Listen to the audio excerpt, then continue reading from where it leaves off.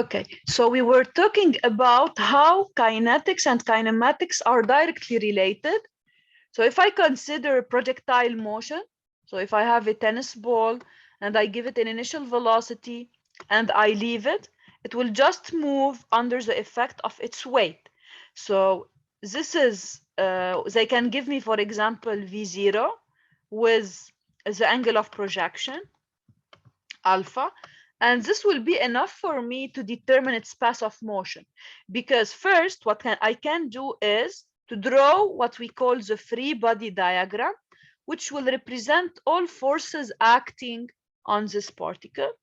So here, for example, it's the weight. So I consider the weight. And now I apply Newton's law. So this is kinetics, okay? So I do sum of forces along y equals to mass times ay.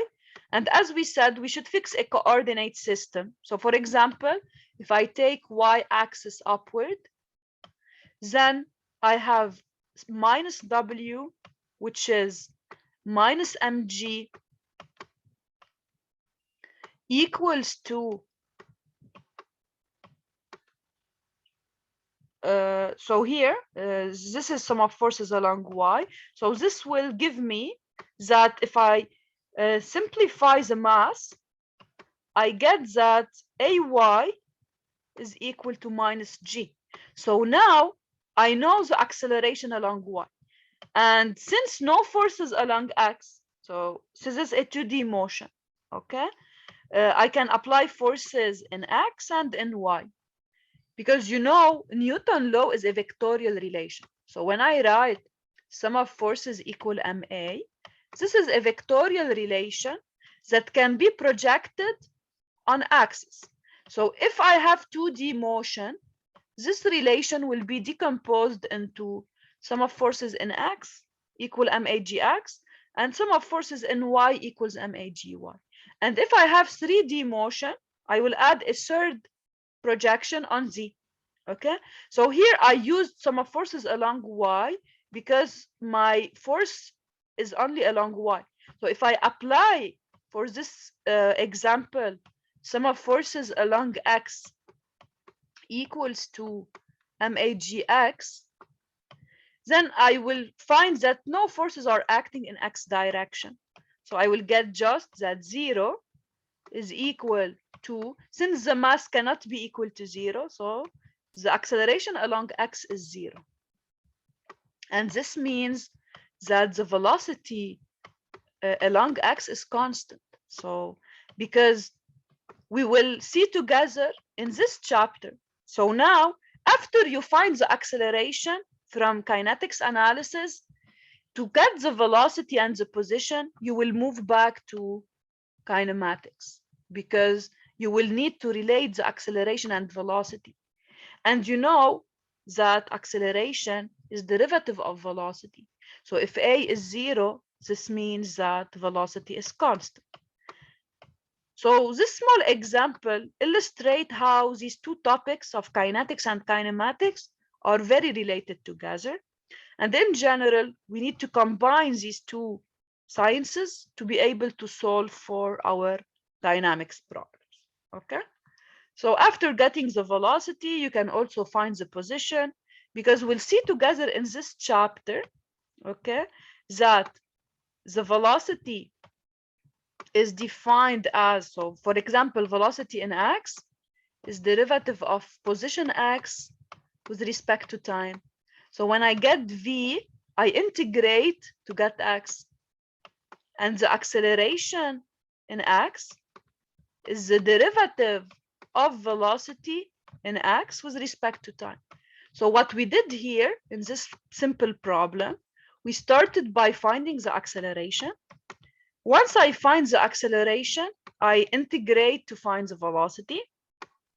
And after I find v, I integrate to find position. So this can give me a complete picture of the path of motion. Okay.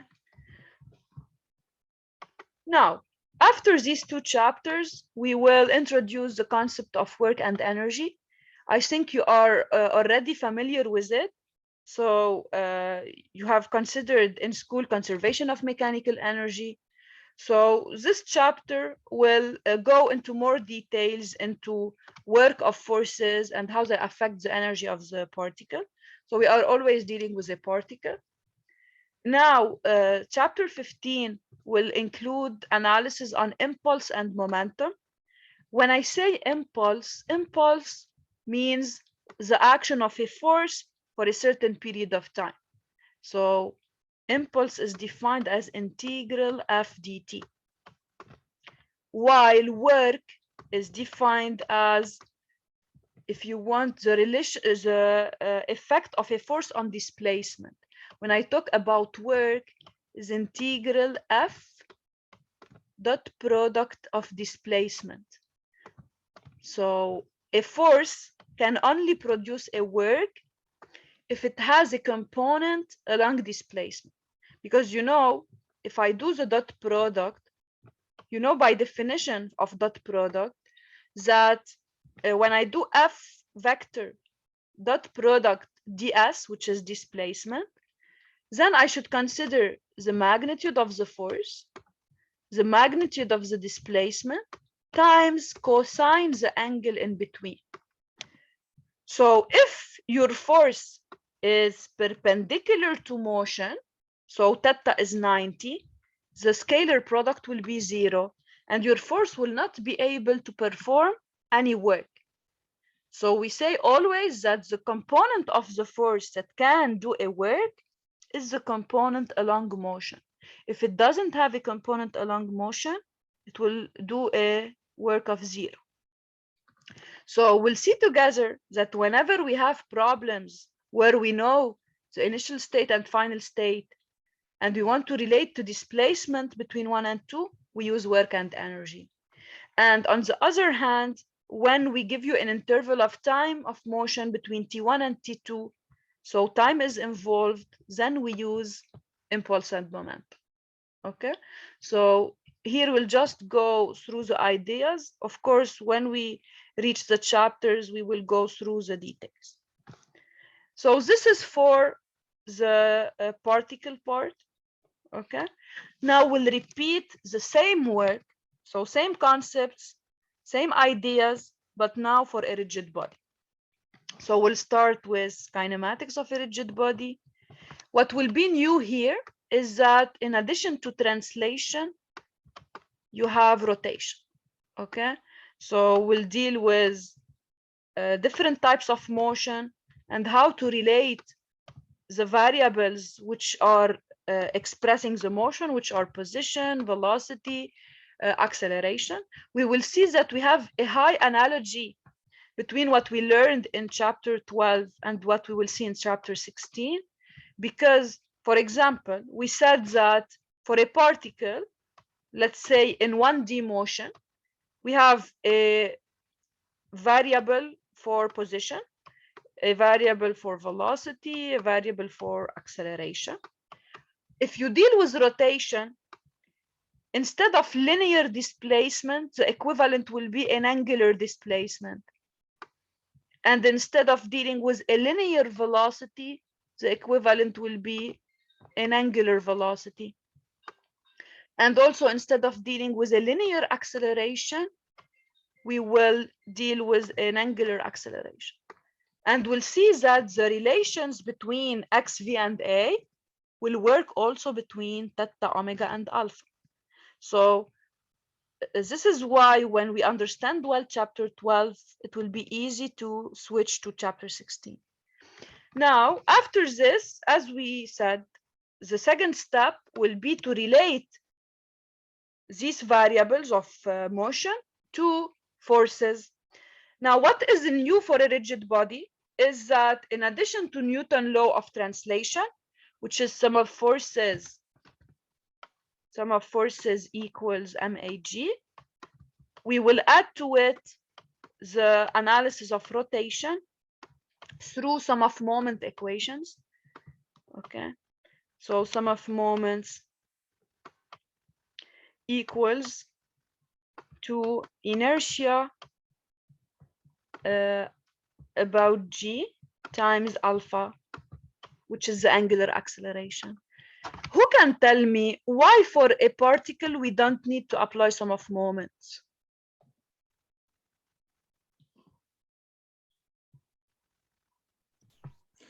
Because, Professor, can I answer?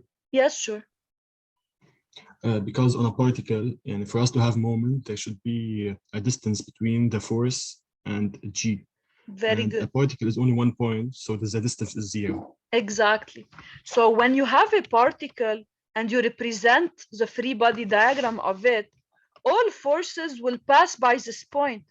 So there is no meaning of writing sum of moments because sum of moments will be 0. Okay? And if you take any point in the space, because some of these forces is 0 and they are acting at 1 point, then sum of moments about any point in the space, in this case, for it will be 0. This is why there is no need to write the moment equation for a particle, but it will be of high importance for a rigid body because it will help us into solving the number of unknowns that we have. Okay. And after this, we'll consider also, as we did for the particle, we'll consider work and energy for a rigid body and impulse and momentum for a rigid body. Okay, so this is in summary the different chapters that we'll go over through this course. Now, on Blackboard, on Moodle, sorry, as I told you, you have several sections. So here for the course material, you will have all PDFs that we will go over when we explain the material. Now, for each chapter, you will have review problems, okay, with their solutions. So we'll try as much as possible to do practice together. If you want, also you have recitations that will help you to practice more. What is good is that I have a list of recordings for all the material from previous years, so we can benefit from this. So I can give you recordings of corrected problems, so in class we can do extra problems together. Okay, I will provide you with a YouTube link playlist where I recorded everything, so in case you are not able to attend a class, you can catch up. Okay, Professor, yeah. will we have a recitation in the second hour? No, I don't think, because in general, for the first 2 weeks, at least for the first weeks, I don't do recitation because I consider that the recitation is an application on what we introduce in the course material. And since we just started, in general, the first week and sometimes the second weeks, I don't give. I will talk with the instructor and I will update you when you will start recitations. Oh, so it's only now. We only have now this virtual meeting. We don't have later. I think so. To be sure, I want to check because I don't know who is the instructor. But in general, for the first times, I don't give recitations. If you know the name of the instructor, I can try to contact him. You know who We will don't give know, you? Professor. No, on the UBSys, it's only indicating that you're the responsible about this course. We Okay. cannot see the name of the instructor. So you can contact Miss Nancy and ask her who is the person who will give us the course. She can give you his email and you can ask him. But I think, I think that he will not do anything today because he didn't call me, or in general we connect between each other. But I don't know this semester who will give it. Okay, thank you, Professor. Welcome. Do you have classes today on campus? No, actually, we only had Mac 201 and Mac 230. Now it's class. Ah, okay. It's fine. Okay. Now, in the summary section, you can find for each chapter the main formulas that you will need. Don't worry, for exams, we give you a formula sheet. There is a lot of formulas involved. So We'll give you a formula sheet in the exam. So just you should understand these equations and know how to apply them. No need to memorize anything. Okay. Now, also for extra practice, I suggest for each chapter several problems. What I give you as problems is more than enough. So if you can do all review problems that we do together, it's fine. No need to go to do extra work. But some students like to practice more. So I recommend in general some problems from the book. The book we will deal with is Hibbler book, Dynamics. And you can download any edition from the internet. In general, we work with the latest edition, but all of editions are very similar, so it's fine. Okay. Now, in the recommended problems part, I selected problems from edition 12 because this edition you can easily download it from the internet. Okay. You have also the previous section. So in the previous section, you have several previews so you can practice for exams. And in formula sheet section, I put for you, let's say for several chapters, we combine them into all equations into one formula sheet that will be in general provided during the exam. Okay. Plus also I have a section of recitation. These are the recitations problems done for previous years. Of course, with your new instructor also he can give you new things. So it's always good to do extra practice. So in dynamics, more you do practice, it's better. Okay, because you will encounter new ideas, you will see how to do analysis of new problems. So practicing is very important in this course. So this is in summary what will be provided. And in addition, I will add for you on Moodle also a link for a YouTube playlist where you can find all recording of previous years for this course, from explanation of course materials and also solution of problems. Okay. And I'm thinking of also creating a WhatsApp group for the class. So this will facilitate connection between us. And if you have any questions, you can ask them. Any questions? No, Professor. Thank you. All is clear. Okay, welcome. So hopefully we meet next time. In general, this semester is 100% on campus, or do you know what they will do? Yeah, it's supposed to be on campus. Okay, it's fine. So we can meet on campus next time, and we can discuss if you feel comfortable with online. I don't mind. So we can do what you want. I don't have any problem. Okay. Okay, Professor. Okay. Thank you. Thank you. See you next time. Bye. Thank you. Bye. Bye. Thank you, Professor. Welcome.